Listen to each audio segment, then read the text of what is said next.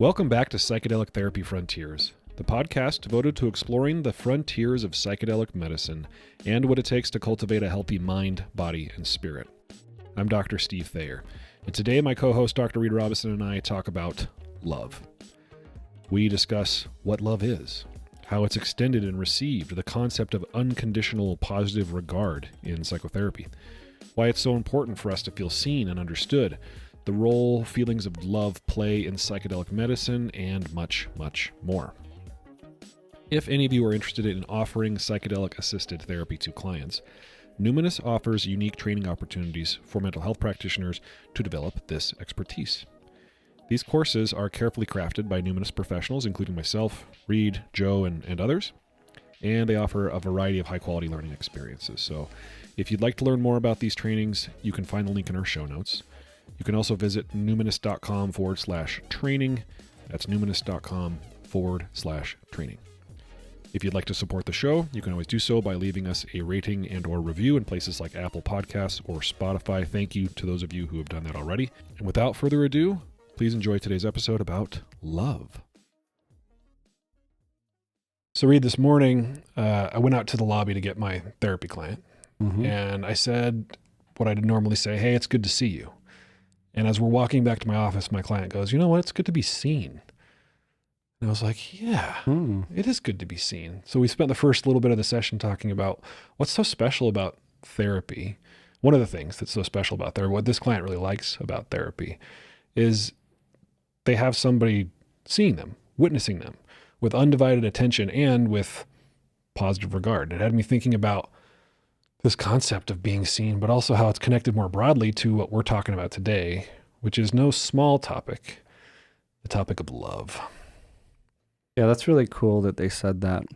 I like it because it touches on one of the core needs, to be seen, to be understood, to be celebrated, all tying into this core longing, yearning we have to be loved. Mm-hmm.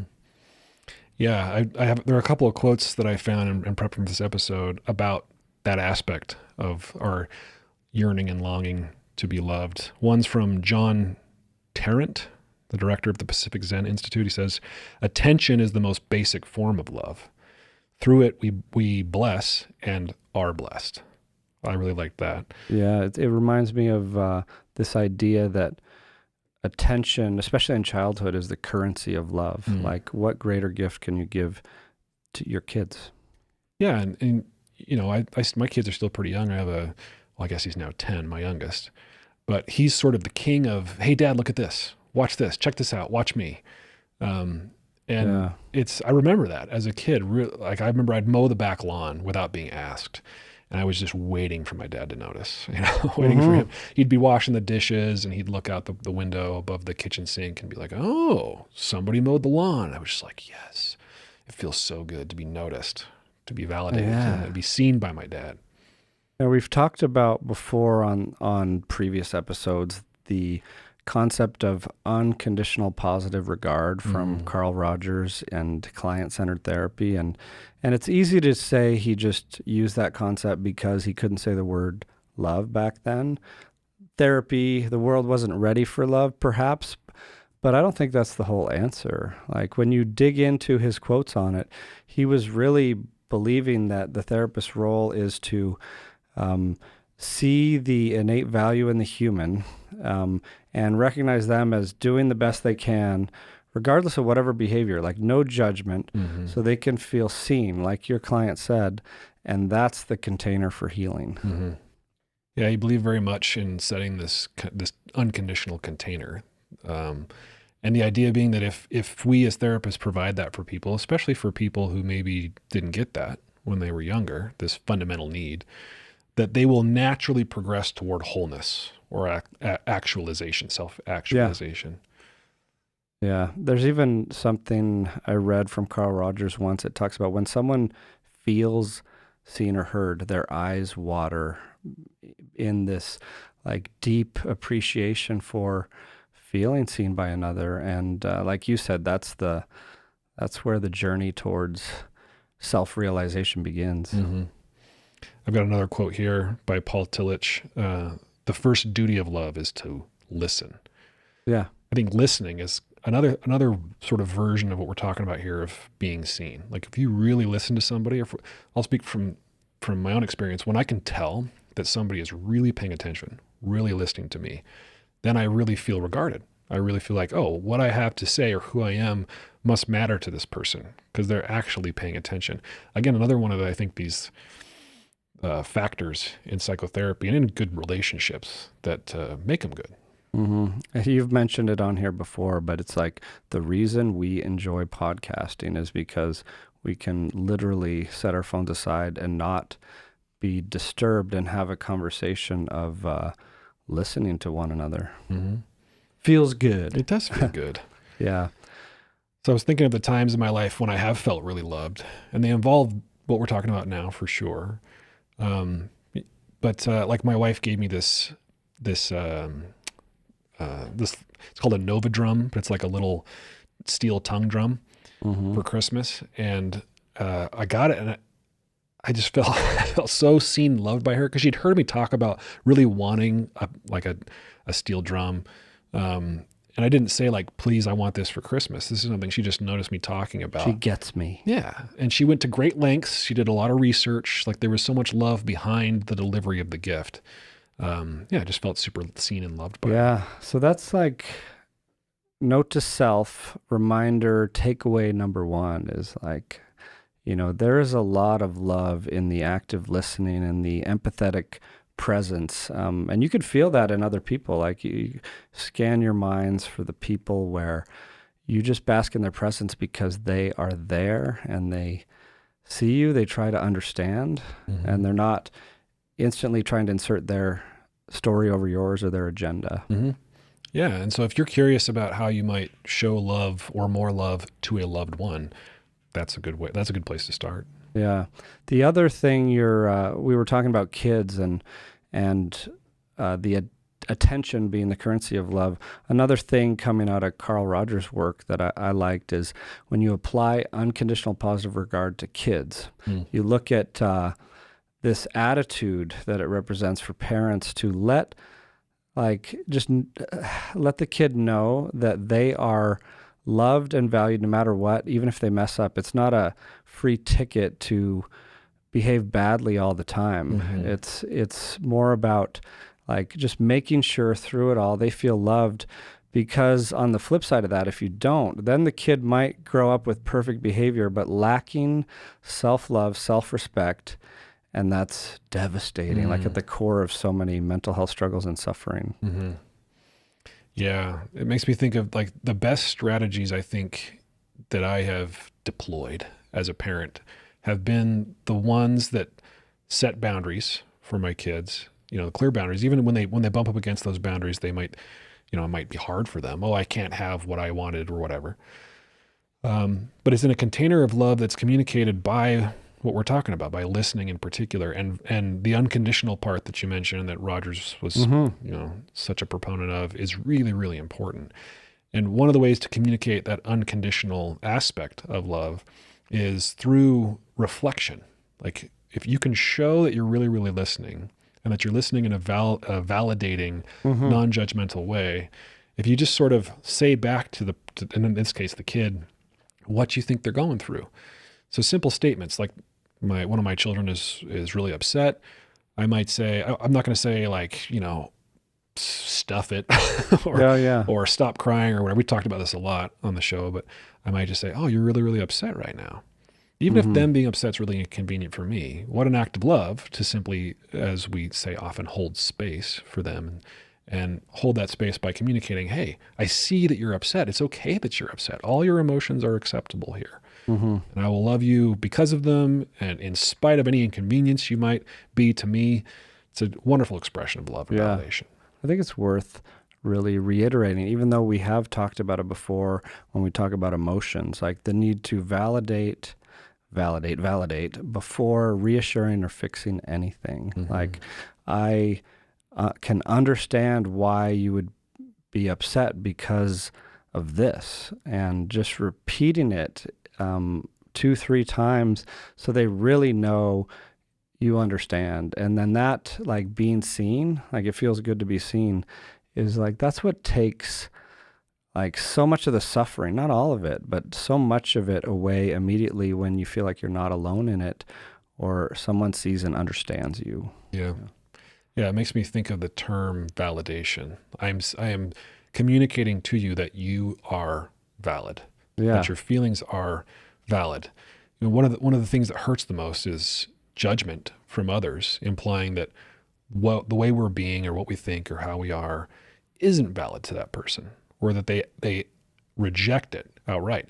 It's part of the anatomy of social anxiety, right? This worry that we're going to embarrass ourselves so horribly that people aren't going to like us. They're not going to want us around. They're going to reject us. Mm-hmm. Yeah. So, love means a lot of different things, right? The word, it's almost comical because it's been talked about by spiritual giants through the ages across different parts of the globe. But then, we use it these days for so many different things, like everything from I love you to I love you, man, to I love this juicy steak. Right, right. And like, can you love a juicy steak unconditionally? Like, it might be a different... I don't know. I think my love for steak is very conditional. It has to be cooked just right. Yeah. Although I've eaten some steaks that weren't amazing and I've still really appreciated them. But appreciation, I guess, is another form of love. Yeah. So there are different ways we embody it, right? Mm-hmm. Like there's giving love, there's receiving it. And in therapy and in life, we work on identifying and removing obstacles to those. And there's self-love. Like both of those things pointed inward. That is thankfully being recognized more and more these days. But it was overlooked for so long and matters so much in terms of our ability to love others too. Mm-hmm. Yeah, self-love why is self-love so hard for us? Why is it so hard for so many of our clients? But I'm speaking now from my own experience. What makes self-love sometimes much, much harder than loving another? Yeah, it's almost shocking and sometimes comical, the level of like self-criticism and even self-loathing that goes on beneath the surface. And when we share that, especially in the presence of a supportive other, and it gets blasted away, that's when we almost can laugh at the absurdity of it, of like, wow, I was fearing all of this, like fearing that you might judge me, that you might leave, when in fact the opposite is true. That was the narrative in my mind. But to answer your question, I think it most often stems from that place of early in life, the bosom of the family, when there was not that unconditional positive regard. Mm-hmm. Yeah, or, it might be the absence of it, or it might be messages to the contrary, right? Yeah. That you're terrible, or you suck, or you're an object. Do this, and then you're a good boy. Right, yeah. Conditional attention, conditional affection, conditional approval and praise. Yeah. Yeah, I guess you're right. It's pretty easy to conclude that you are only worthy of love if you are a certain way, if that was communicated to you explicitly when you were younger. And it's like the accidental message of many religions too. Mm-hmm. That's I think just the fact that language is so fallible and misses the mark so much, where we get caught up in this idea that we have to earn love when we are innately worthy, and we in fact, depending on how you look at it, are love. We're also the victim of sort of late stage capitalism and the advertising messages that basically tell us, they play on this desire that we have to be loved and accepted and say, you are insufficient unless you have this item or unless you achieve this beauty standard. And if you buy our product, or so they create the deficiency, and then they give you a solution to the problem that they created for you by saying you're not enough unless you use, Pantene Pro V shampoo or something like that. Or get butt implants. Right. These thin beauty ideals, not even thin beauty ideals. It used to be more of that, but they're the common thread is they're unrealistic, unattainable, driven by capitalism and other forces at Sure. play, but it's, it can be so damaging, and because we spend so much time in such a vulnerable place absorbing the narrative of unworthiness. Yeah. Unworthiness and not enoughness. Yeah. Um, And that you have to earn it. You have to prove it. You have to behave a certain way to be deserving of it. mm-hmm. Mm-hmm. You know what concept I like? I heard Marianne Williamson give this analogy once. Mm. She even ran for president once upon a time, but she's a Course of Miracles teacher, and her book, Return to Love, I'm a big fan of. But she gave the analogy of like the universe is like this house wired for electricity, and we are the lamps. Love is the electricity. And if a lamp is not plugged in, what's its value, right? It might look pretty, it might look weird. I mean, every lamp is in a different shape and size. But we plug into this force of love, of electricity. It lights us up, and we spread that light. And I thought that was a good way of looking at it. Mm-hmm. Yeah, it lights us up, and we spread that light. Love is not only a noun; it's a verb. Like there are acts of love. There are ways to show love. There's that famous or infamous book, The 5 Love Languages, depending on your opinion, that talk about the ways that people like to receive love and the ways that people tend to give love. When I think that what are they? Words of affirmation, service, gifts. Like gifts, yeah, quality time, physical touch. I like them all. I'll accept. I'll accept any. Yeah. But yeah, I think I like to give love through words of affirmation and quality. Well, I guess all of them too. Yeah, I don't know. I haven't taken the quiz. Yeah, I find it interesting because they are all, in fact, ways of showing it. And some people resonate more with some than others. But like when I take those quizzes, I'll get points in all categories, like you said. But I find it interesting to show where we might have blocks to receiving love when things are just like, no, I don't like gifts. It highlights other things as well. Right. Yeah. Right. But on that lamp light analogy, then the concept of enlightenment becomes interesting because enlightenment is like turning the lights on, or a radical shift in perspective where you're no longer identifying with just the lamp. Like, I'm not my body, I'm not my mind. I am something greater than that. Like when I'm plugged into that force, I am illuminating, I'm spreading this light with others. Mm-hmm. Yeah, and the people, we've talked about enlightenment a couple of times in the show too, but the people who seem to be enlightened, they do have that quality about them of love, of radiating love, of loving themselves unapologetically because, we are all one, or whatever it is. But what it seems like, whatever it is, when you have that kind of awareness, you can't help but love. You can't help but radiate love. Yeah. And so another takeaway, or potentially a homework thing to try on, is thinking of all the ways you can radiate love in day-to-day life, like even at the grocery store or as you're passing a stranger on the street, just seeing what happens as you offer a smile or eye contact or any of those love languages, like saying something complimentary, for example, because you never know what the impact of that is, those little tiny acts. Like you may be exactly what the other person needs in that moment to brighten their day. Yeah, don't underestimate those acts. I mean, when I purchase something, like at a gas station or whatever, and the person, running the counter, when they make eye contact with me and they smile and they say, like, hope you have a good day, and it seems authentic, I really love that. Partly because I know that working in that kind of job probably sucks for most people, right? I don't want to make too many assumptions, but I worked plenty of jobs like that growing up. I didn't really enjoy doing them. So when people, in spite of their circumstances, are radiating love, it really impacts me. Like it can be the pivot point for the day for me. Yeah. Yeah, wait, love really is the answer. Is love really all you Is need? love really all you need? Yeah. We were talking before we hit record.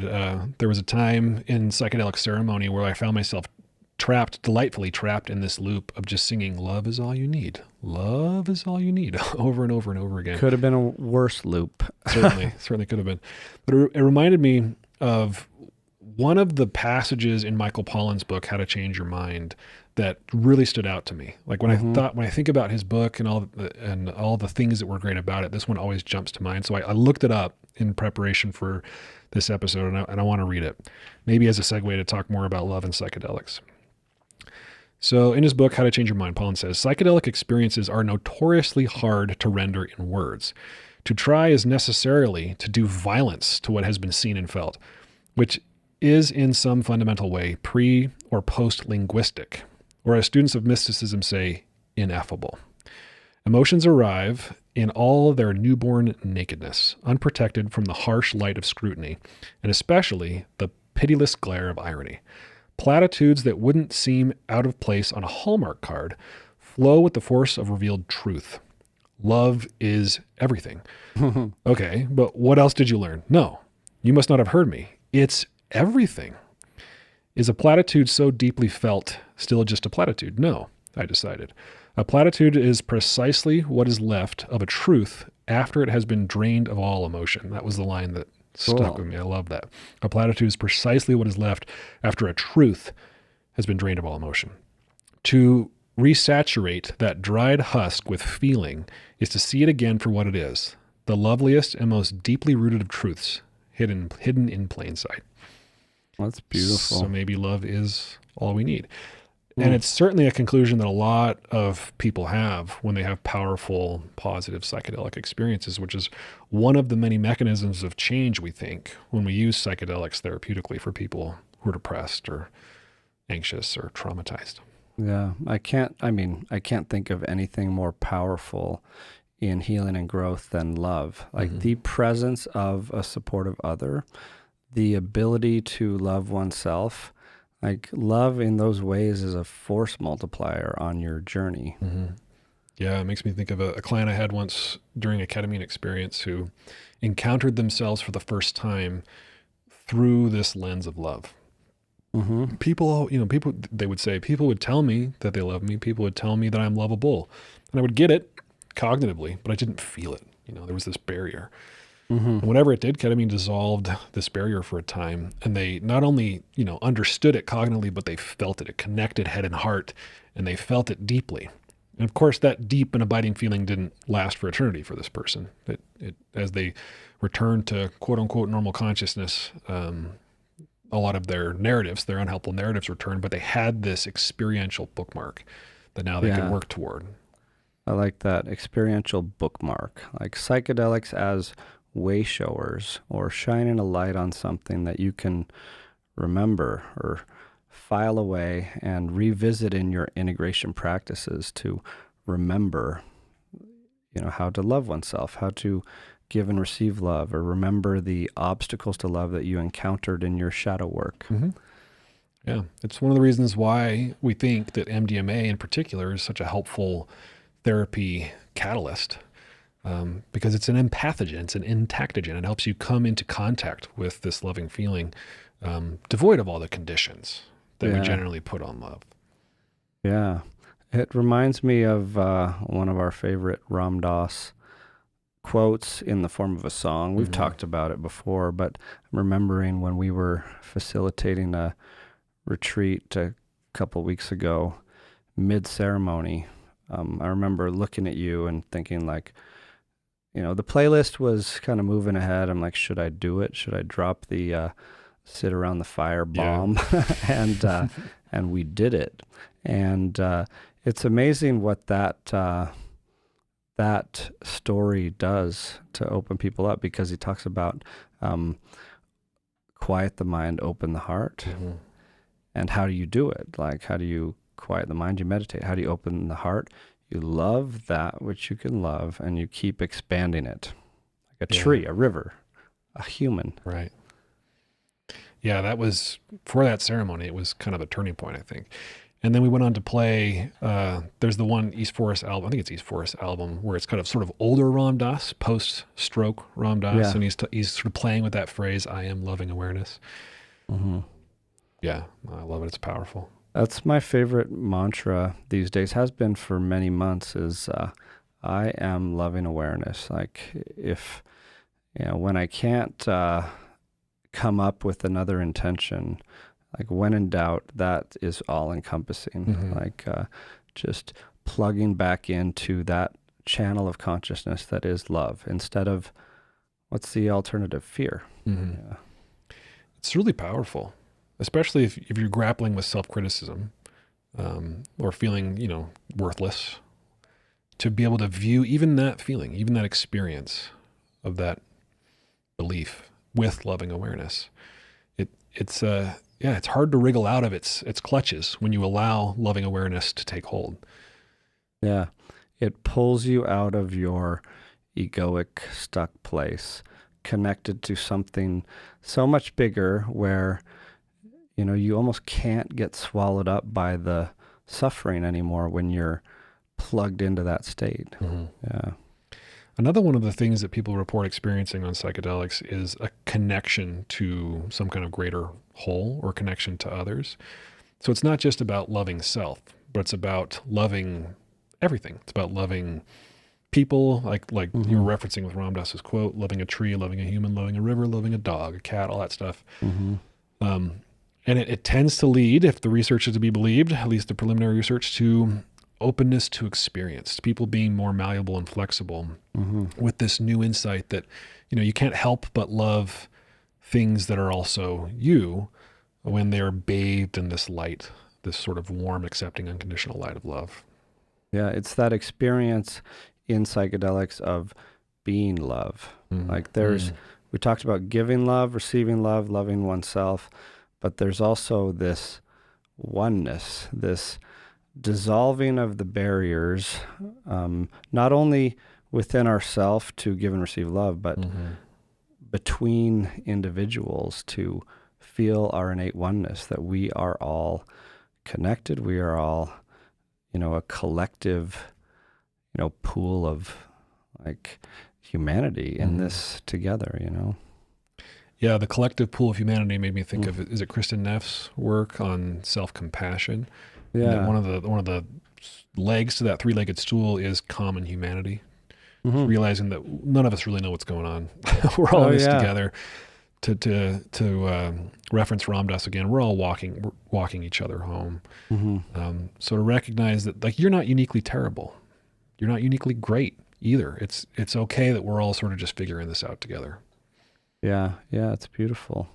And in that Ram Dass quote, or in the East Forest song, after he's saying you love a cat, you love a tree, it's like you go deeper and deeper until you get to the source of it all. And I think that's what we're talking about. That love, that light, that you can become loving awareness that is essentially unflappable, untouchable in terms of like the greatest force of all. Yeah. I'm remembering my religious upbringing and the notion that God is love. Mm-hmm. That love is God.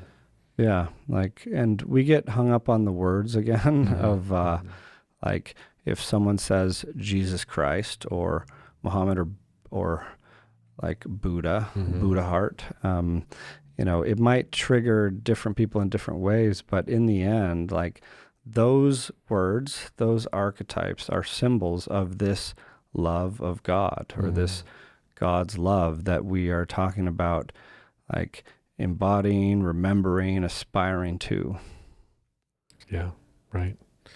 There's so much more we could talk about with respect to love. We didn't have a ton of recording time today, but is there any sort of final thoughts or anything that you wanted to make sure we could share with our listeners?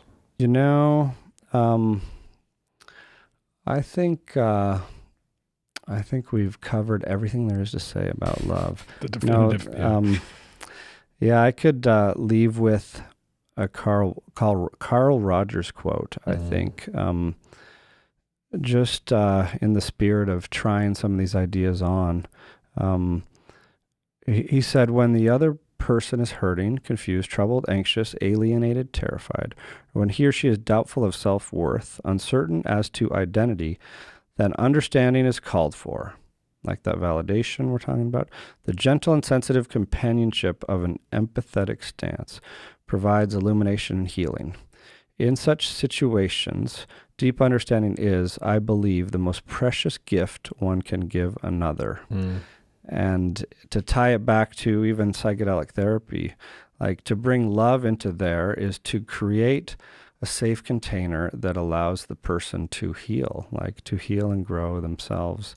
And that applies to relationship. That applies to every interaction we have in life.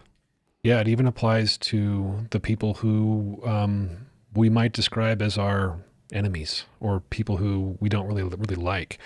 I'll forgive me for stealing the thunder. Quote battle. There's another quote here, one of my favorites, by Henry Wadsworth Longfellow, who said, "If we could read the secret history of our enemies, we should find in each man's life sorrow and suffering enough to disarm all hostility." It's a great quote about empathy and compassion. And if we had more time, we'd talk about maybe the difference between empathy and compassion. But yeah, folks, if you want to hear me and Reid talk more about love, email us. Let us know. Or if you thought this was ridiculous and we didn't know what we were talking about, email us and tell us that. We're open to feedback. Yeah. Thanks, Steve. Thank you. Psychedelic Therapy Frontiers is brought to you by Oneness, a mental wellness company committed to tackling the global mental health crisis by delivering best-in-class psychedelic-assisted therapies, contributing to the body of primary and clinical psychedelic research, and fostering healing through community connection and social responsibility. You can learn more about Numinous at numinous.com. That's Numinus.com.